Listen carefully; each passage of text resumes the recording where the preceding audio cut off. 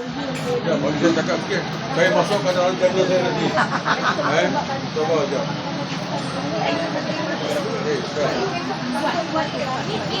Okey, Assalamualaikum sahabat-sahabat, adik-adik, abang-abang yang berhormati. Hari ini kita berada di kampung Sungai Sedang bersama Tok Rahim juga.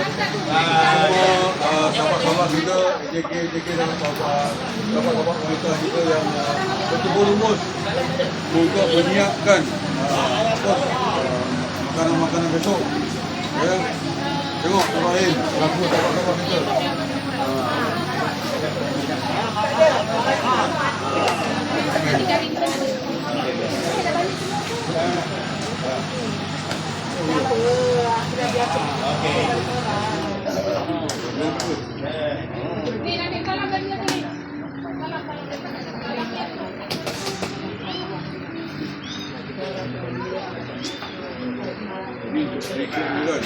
Ya, betul.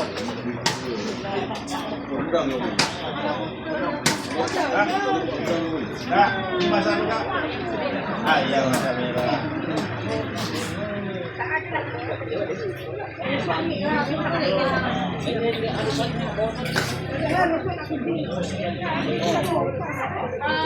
Inilah kelebihan masyarakat di kampung juga. Kita terus makan beri ada cara menjadi memberi impact yang bagus. Kakak-kakak tu masak yang bagus.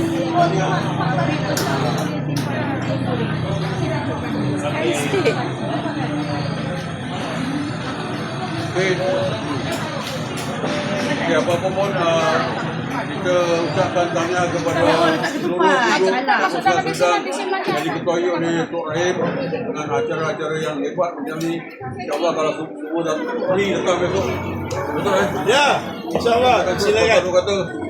Okay, saya ucapkan terima kasih lah kepada yang bekerja hari ini malam. Jadi tak pernah lelah untuk malam hari ini. Kejadian besok 9 bulan. Jadi Sabtu selepas Isyak. Jadi siapa yang ada dengar ni boleh datang ke Sungai Sedang. Dewan Sungai Sedang bersama saya dalam program Majlis Silaturahim Sekampung Sungai Sedang.